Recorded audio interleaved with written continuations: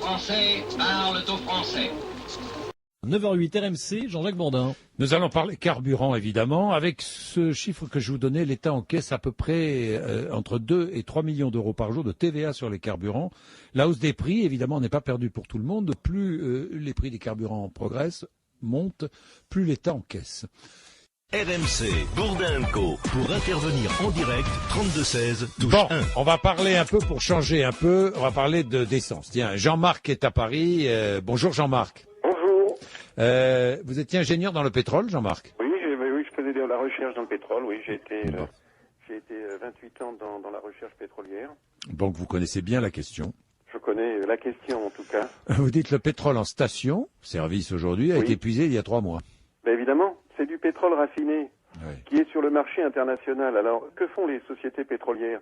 D'une part, elles ont acheté beaucoup de dollars quand il était pas cher. Donc maintenant, elles le payent avec du dollar qui n'en payait pas cher.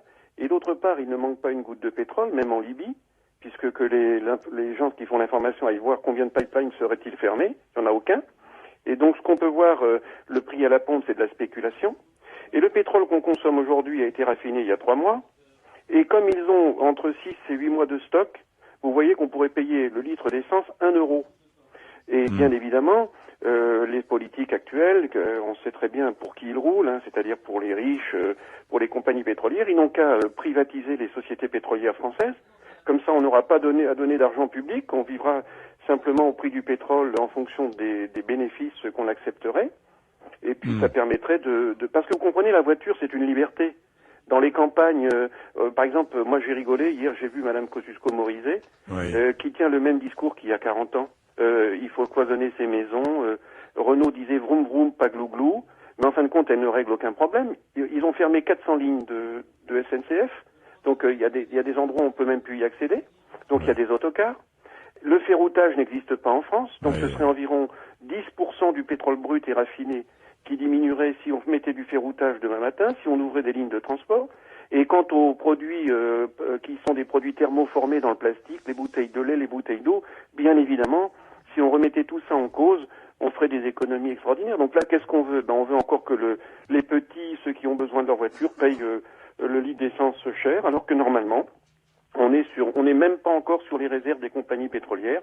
Et du pétrole, il en manque pas malgré la guerre en Libye, puisque ce sont des bédouins en Libye, j'y suis allé, ce sont des bédouins, et bien évidemment, ils ne vont pas tarir la source de leurs revenus, donc tous les puits sont ouverts, il n'y a aucun problème. D'abord, on n'a vu aucune information sur l'explosion de pipeline, c'est vrai. Et donc c'est une grande encore farandole, Sarkozy, les riches, j'en passe et des meilleurs, et puis encore une fois, ceux qui ont besoin de leur voiture, parce que c'est une liberté. Eh bien, voilà. Mais par exemple, le ferroutage, c'est 50% des camions sur le chemin de fer, c'est exactement 15% de la consommation du pétrole. Le thermoformé, en matière pétrolière, c'est entre 15 et 20%. Donc vous imaginez les économies. C'est sûrement pas ce que propose Madame Kosciusko-Morizet, ou à l'époque, Monsieur Borloo. On a vu le prix du gaz augmenter. Il n'y a jamais eu autant de gaz à donner aux consommateurs. Et puis les pauvres malheureux payent 25% de facture en plus. Parce qu'on a évidemment, là aussi, privatisé le gaz, comme le pétrole, et puis les gouvernants se laissent aller guider par le monde du business, de la spéculation. Mais en tout cas aujourd'hui, avec les réserves de pétrole et le fait qu'il n'en manque pas sur la planète, on pourrait payer 1 litre d'essence raffinée au maximum 1 euro. Restez et avec on va nous. le payer 2 euros parce que personne ne réagit. Oui, c'est vrai, c'est vrai. Et les consommateurs devraient se liguer pour ne plus consommer de pétrole à la pompe. Ce sera dur. Mais vous verrez, comme par enchantement, que si on faisait tous la grève de la pompe, y compris les professionnels, et je sais que ce sera très dur, eh bien vous verrez que le pétrole... Je ne parle pas simplement des raffineurs français. Les professionnels ne peuvent pas, il y a des professionnels qui ne peuvent pas, Jean-Marc, attendez. Je ne parle pas simplement des raffineurs français, je parle aussi des raffineurs hollandais, anglais, américains, qui eux ont du pétrole à ne plus savoir qu'en faire. Alors on nous dit à chaque fois qu'il va manquer de pétrole, c'est complètement faux. Ça c'est faux, il y a 150 ans de réserve, paraît-il. Bien sûr, non seulement il y a 150 ans de réserve. Jean-Marc, on va prendre un autre Jean-Marc, restez avec nous, qui est dans les Yvelines, qui est technicien itinérant. Bonjour Jean-Marc. Bonjour Jean-Jacques. Bonjour. Merci pour votre émission, elle est superbe. Je vous en prie Jean-Marc. 1,51 € le gasoil à Versailles hier? Oui, 1,51 dans une station Total. Bon, moi j'ai un véhicule professionnel, donc on a les cartes affiliées société. Donc j'ai pas le choix de la station. 1,51. 1,51. C'est énorme. Eh bien, Total vous a donné, Jean-Marc, du pétrole qu'il a raffiné il y a 3 mois et qu'il a acheté à 70 euros à 70 $ le baril. Et Total a dit entre 10 et 12 mois de stock, on pourrait vous le vendre 1 euro. Ah oui, non, mais j'en ai pleinement confiance. Et ils ont accumulé beaucoup de dollars quand le dollar n'était pas cher pour payer, soi-disant, aujourd'hui, le pétrole avec un dollar cher, ce qui n'est pas vérifié. Donc un baril de pétrole, soi-disant, payé cher avec le dollar, n'oublions pas que les grandes sociétés, là vous parlez de Total, ont mis beaucoup d'argent de côté pour payer parce que quand le dollar n'était pas cher, ils en ont acheté beaucoup. Bien, alors Jean-Marc, continuez. Jean-Marc des Yvelines, allez-y. Oui, ils sont, on est, de toute façon, l'automobiliste est pris en otage. C'est très beau et très louable de vouloir dire tout le monde fait la grève et ça va les faire réagir. On sait pertinemment, et eux les premiers, ils savent pertinemment que c'est totalement irréalisable. Donc ils jouent là-dessus. Et les grands constructeurs sur les nouvelles énergies et ainsi de suite, s'il y avait vraiment la solution par rapport à tout ce qu'on nous annonce sur la protection de la planète et ainsi de suite, ça fait longtemps que ce serait mis en place. Moi, je voulais réagir aussi, Jean-Jacques, sur l'intervenant que vous avez eu ce matin, le consultant. À 6h40, oui. À 6h40, où on nous a expliqué, à juste titre, la décomposition d'un litre d'essence qu'on prend à la pompe. On nous parle de la TIPP, c'est une taxe. Les taxes, tout le monde est d'accord pour dire que c'est ce qui va permettre de faire fonctionner la France. Sur cette taxe, on nous inclut de la TVA. Non, c'est pas sur cette taxe, c'est sur le reste. J'explique. Et d'ailleurs, Jean-Marc, attendez. Si, c'est ce qu'a dit l'interlocuteur. J'explique. Non. Attendez, vous avez peut-être mal compris, Jean-Marc. Écoutez bien. Et notre autre Jean-Marc va nous dire. Alors, 1 litre d'essence sort de la raffinerie actuellement autour de 60 centimes d'euros. À peu près, oui. Oui. S'ajoute ensuite 10 centimes de frais techniques pour transporter, distribuer l'essence. Oui. Mais attention, Jean-Marc, notez bien que 60 centimes d'euros, tout dépend de quand a été livré le pétrole. Oui, d'accord. Ça, on est d'accord. Non, mais imaginons. Non, mais imaginons. D'accord, ça, on est d'accord. On a compris. Mais alors, c'est pour décortiquer. 50 centimes à peu près de TIPP.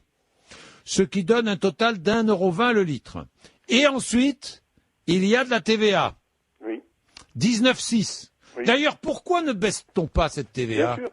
Mais Jean-Jacques, permettez-moi de dire à l'autre Jean-Jacques quelque chose. Un autre Jean-Marc, oui. Qu'on fasse tous un effort pour aller dans le sens du gouvernement, qui dit qu'on va diminuer. Alors, je vous pose 3 problèmes. Comment voulez-vous que des pauvres gens qui habitent les campagnes puissent circuler sans autocar, sans voiture, si on a fermé 400 lignes? Non, mais ça, on est d'accord. Comment voulez-vous qu'on puisse faire des économies si on continue inlassablement de vendre des camions qui utilisent beaucoup de pétrole sans les mettre sur des lignes de chemin de fer? C'est de la logique. Et surtout, n'oublions pas que le plus gros consommateur de pétrole, c'est pas nous, c'est pas les chauffeurs, c'est pas les camions, c'est tout ce qui est inhérent au thermoformage. C'est tous les produits en plastique que nous consommons qui sont les plus gros consommateurs de pétrole. Jean-Marc des Yvelines, qu'est-ce que vous vouliez terminer? Qu'est-ce que vous vouliez nous dire? Oui, j'avais entendu votre intervenant qui disait que la TVA s'applique sur l'ensemble de la... Non. Elle s'applique sur la fin, sur la dernière partie. Ça s'ajoute. En fait, ça s'ajoute. Exactement. L'État empoche avec la je parle pas de la TIPP. Avec la TVA, on poche en moyenne 3 à 4 centimes par litre. Oui. Donc, on nous met quand même quelque part une double taxe. Oui, une TVA d'un côté, une TIPP de l'autre. Mais vous avez raison. Il y a une double taxe. Et ça, c'est un exemple parmi tant d'autres. Quand je regarde ma feuille de paye et que je vois une CSG qui est une taxe de solidarité et qu'à la fin de l'année, je remplis ma déclaration d'impôt, sur ma déclaration d'impôt, j'ai une partie de ma CSG. Je me suis pas amusé à faire le détail de tout ce qui, quelque part, est déjà taxé et qu'on nous retaxe par-dessus. C'est pour ça que certains, dans le cadre d'une grande réforme fiscale, voudraient regrouper impôt sur le revenu et CSG. Peut-être temps de s'y pencher, parce que là, quelque part, Monsieur Estrosi a raison, entre guillemets, de faire payer, c'est de l'humour, je vous rassure, de faire payer les Niçois sa voiture qu'il va utiliser sur Paris. Tout fonctionne comme ça. C'est le moyen très facile de se faire de l'argent sur ceux qui, quelque part, n'ont pas forcément le choix ni la possibilité de faire autrement. Tous ceux qui ont financièrement les moyens, qui sont parfaitement à l'aise et autres, vont trouver le moyen détourné quand on regarde tous les frontaliers, au lieu de payer le gasoil ou les cigarettes ou l'alcool ou je ne sais quoi encore, vont de l'autre côté de la frontière, c'est moins cher, ils reviennent en France. Donc fiscalité européenne commune, évidemment, ça aussi. Monsieur Bourdin. Oui, Jean-Marc. Alors dernière chose, puis nous, on est en train de couper les cheveux en quatre parce qu'il y a des pays où pour 1,5 €, vous avez un peu plus de 4 litres d'essence. Hein. Ouais. Alors je voudrais savoir comment ils font, eux. Ouais. Et ce ne sont pas des pays qui sont en misère économique. On parle de la Chine. Pour 1,5 €, on a combien de litres d'essence? On a 2,5 litres d'essence. Alors il y a quand même quelque chose qui va pas. Et nous, tout est amorti. Les raffineries sont amorties, le transport est amorti. Donc qu'on nous fasse pas croire. On n'a qu'à nationaliser les entreprises qui font du pétrole en France ou en Europe. Et puis, c'est de la concurrence pour faire du fric. Et vous verrez que si on se rappelle l'année prochaine, Total aura multiplié ses bénéfices par 2, Shell, BP, j'en passe et des meilleurs. Donc il faut arrêter quand même de couper les cheveux en quatre. Hein. C'est vrai. Merci à nos deux Jean-Marc. Oui, écoutez, tout d'abord, quelques messages personnels. Gabriel garde l'anonyme. Le manchot la serre dans ses bras. Nous disons, le manchot la serre dans ses bras 2 fois. Le fantôme n'est pas bavard.